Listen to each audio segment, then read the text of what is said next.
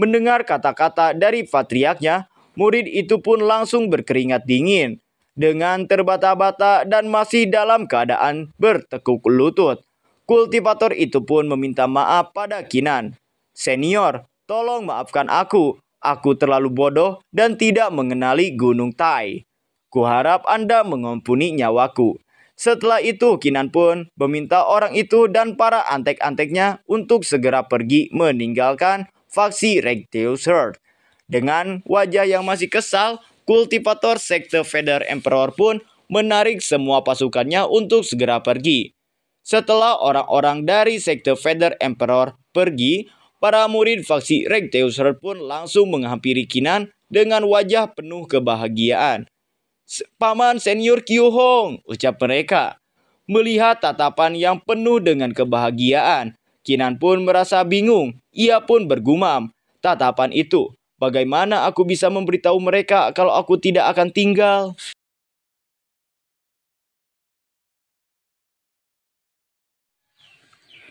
Hai, bertemu lagi bersama Mimin di channel Baca Rita Film 11. Kali ini Mimin akan melanjutkan kisah Kinan di part 125. Seperti biasa, sebelum lanjut ke cerita, jangan lupa like, subscribe, dan aktifkan lonceng notifikasinya agar kalian tidak tertinggal video terbaru dari channel Baca Rita Film 11. Nah, buat kalian juga yang mau mentraktir Mimin kopi, link traktir sudah ada di deskripsi. Oke lah, tanpa lama-lama lagi, ayo kita gaskeun meluncur. Setelah di part sebelumnya, Kinan ini ragu untuk mengatakan jika dirinya tidak akan berdiam diri di sekte Recteus Herd. Akhirnya, dia pun mau tidak mau mengatakan kepada para murid Recteus Herd. Kinan berkata, "Teman-teman kultivator, ada sesuatu yang mungkin kalian belum tahu." Kemudian di dalam hatinya, ia pun berpikir jika dirinya akan memberitahu mereka semua kejadian yang terjadi di Drog Demon Battlefield. Senior penjaga pun mengerti jika Kinan tidak berniat memberitahukan para murid dari sekte Recteus Herd kebenaran yang sesungguhnya, yaitu jika sebenarnya Qiu Hong sudah mati. Singkat cerita, setelah panjang lebar Kinan menceritakan kejadian di Drog Demon Battlefield, ia pun berkata, "Itulah yang terjadi secara keseluruhan. Ketiga faksi akan kembali, dan aku kekurangan waktu. Aku tidak bisa tinggal di sini untuk membantu kalian, jadi kalian harus meninggalkan tempat ini."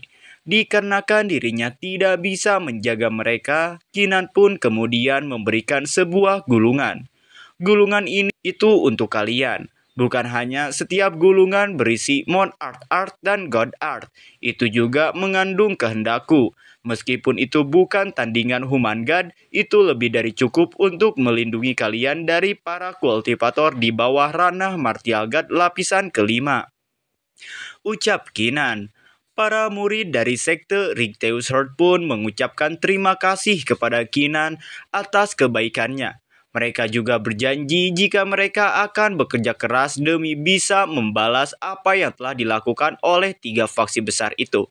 Singkat cerita, mereka pun telah pergi meninggalkan tempat tersebut. Kinan juga meminta kepada senior penjaga agar mereka berdua juga cepat pergi. Sebelum Kinan pergi, ia mendapatkan bisikan dari Empress Peiyu. Empress Peiyu berkata kepada Kinan, "Berita tentang penguasaan 4 ekstremitasmu sudah menyebar ke dunia lain.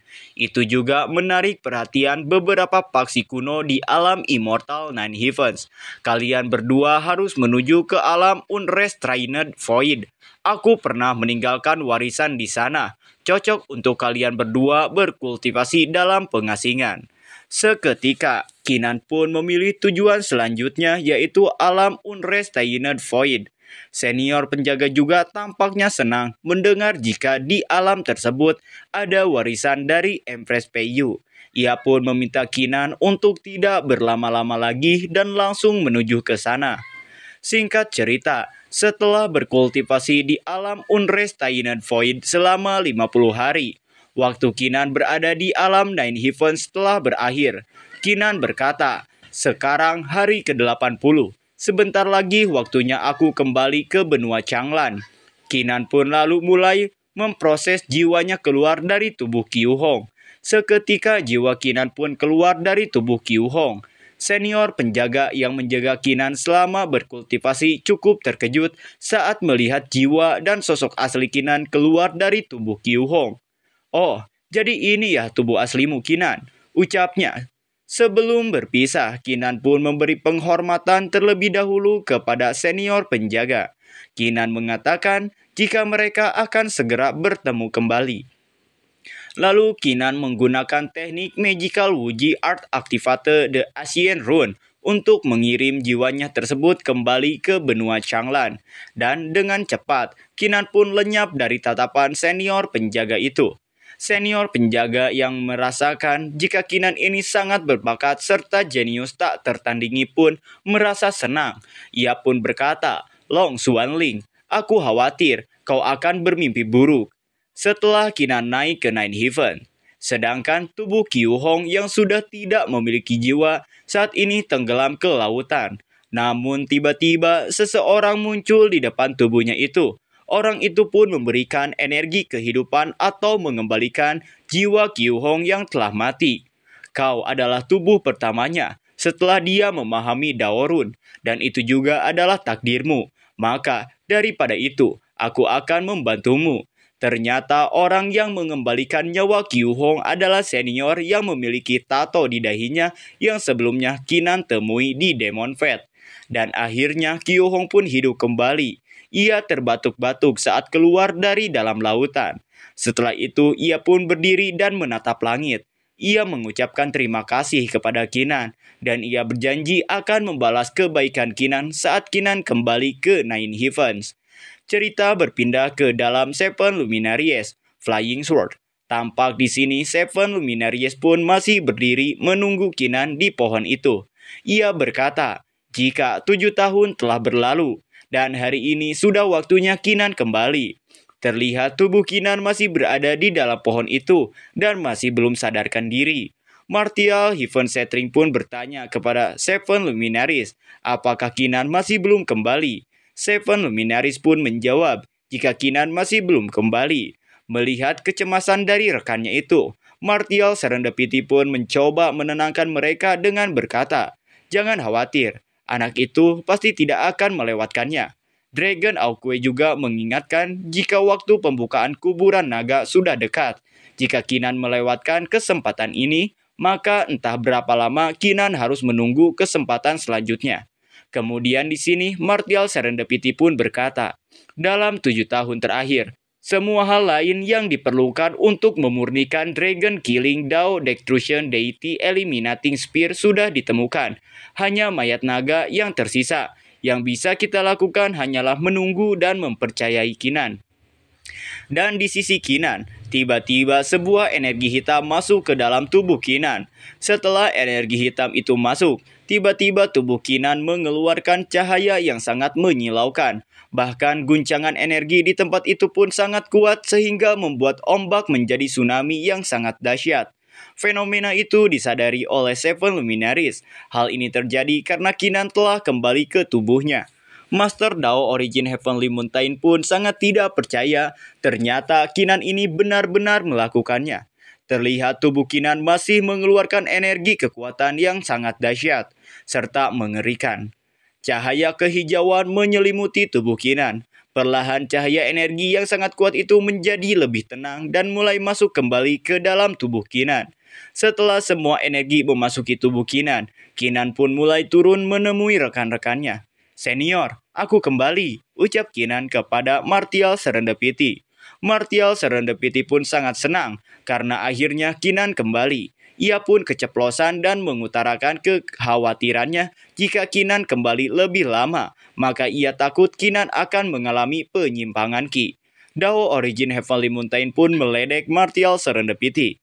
"Jadi selama ini kau hanya pura-pura tenang ya?" ucapnya. Martial Serendipity pun hanya terbatu kecil menandakan apa yang dikatakan oleh Dao Origin Heavenly Mountain itu adalah kebenaran.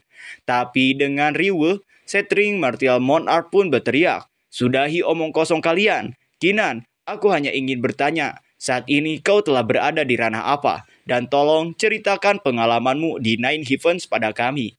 Tapi Kinan tidak langsung menceritakannya. Ia memilih untuk kembali dulu ke istana aliansi karena ceritanya akan sangat panjang. Singkat cerita, mereka pun telah berada di dalam aula anti-Heavens, dan Kinan pun telah menceritakan semua petualangannya di sana. Setring Maltriamorad pun yang mendengar cerita Kinan tidak menduga. Ternyata Nine Heaven adalah tempat yang sangat luas. Dragon Aukue yang mendengar jika terdapat musuh yang menghalangi Kinan, ia mengatakan, "Kayaknya, dimanapun kau berada, kau akan selalu bertemu dengan beberapa orang yang tidak tahu malu ya."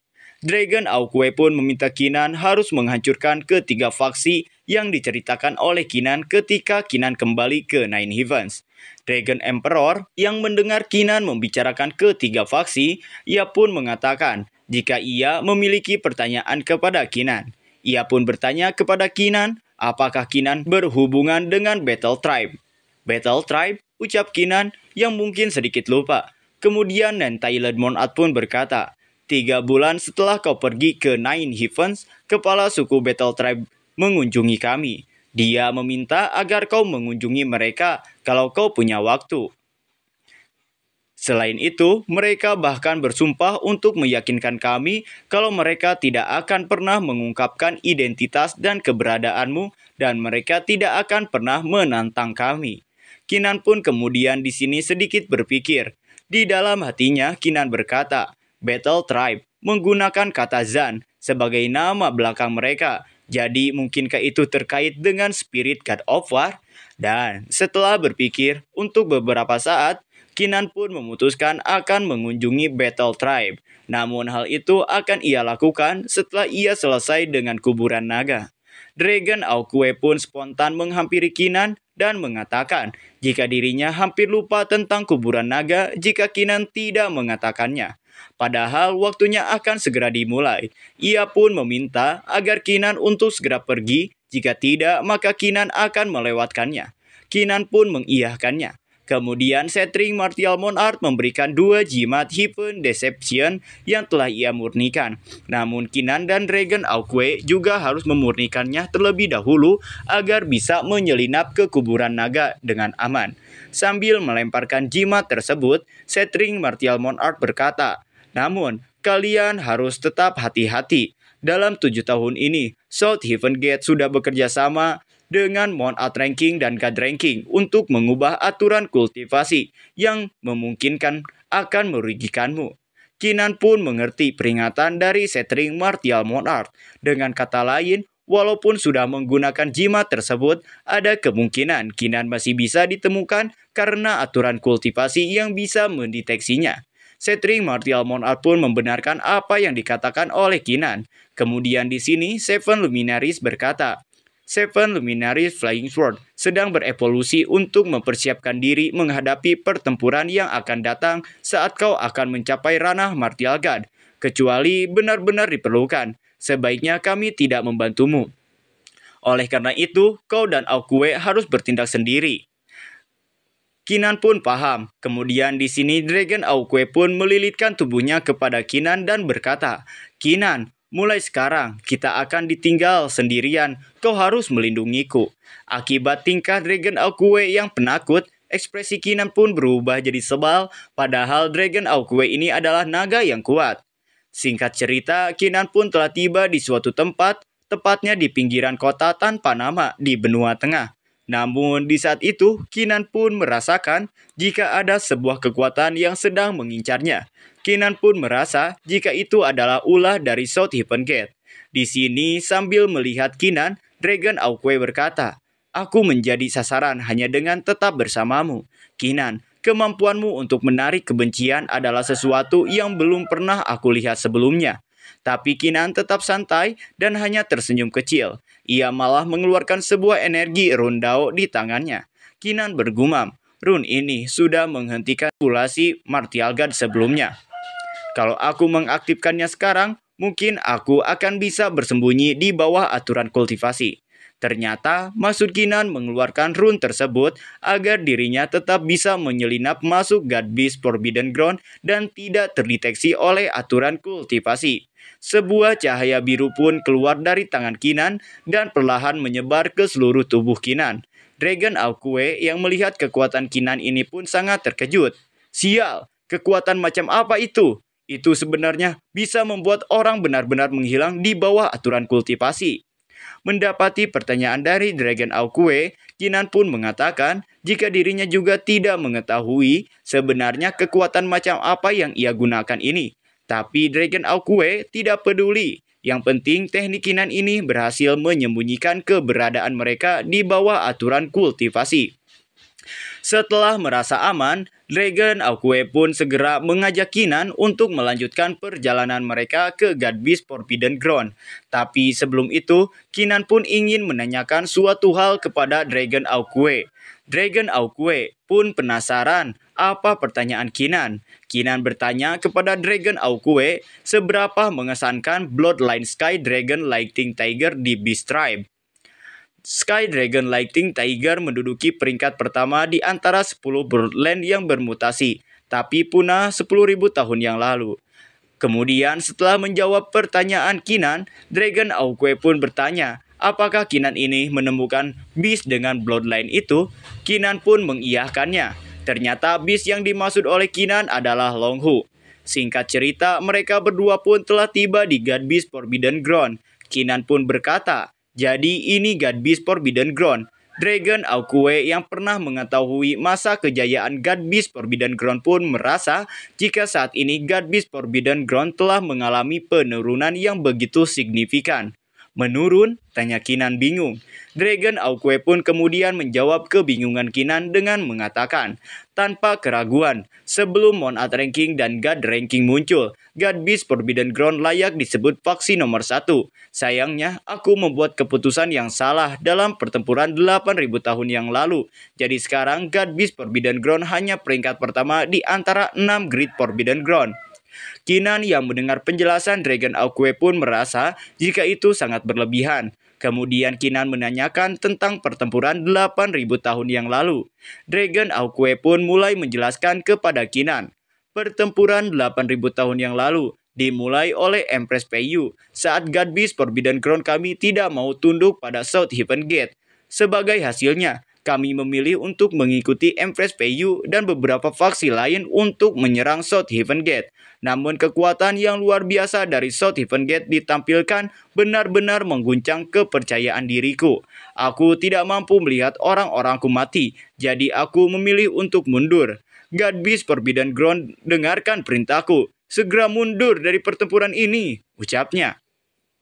Tapi selama satu pasukan mundur, pasukan lainnya juga akan mundur satu demi satu. Pada akhirnya hanya Empress Peiyu dan beberapa orang yang tersisa. Empress Peiyu gagal menghancurkan South Heaven Gate. Dia hanya bisa membuka segel Changlan dengan kekerasan. Kinan pun mengerti. Jadi gelar yang didapatkannya itu berasal dari pertempuran itu.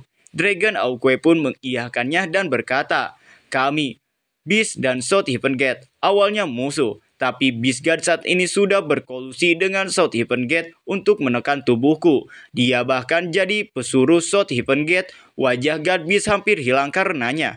Namun tiba-tiba, sebuah naga emas raksasa menjulang ke atas langit dan berkata, atas nama Master God Beast Forbidden Ground, aku sekarang menyatakan pemilihan untuk perguburan naga. Kalian punya satu dupa untuk memasuki dojo. Mereka yang terlambat akan kehilangan kesempatan. Dan itu pertanda jika pembuka perkuburan naga telah dibuka.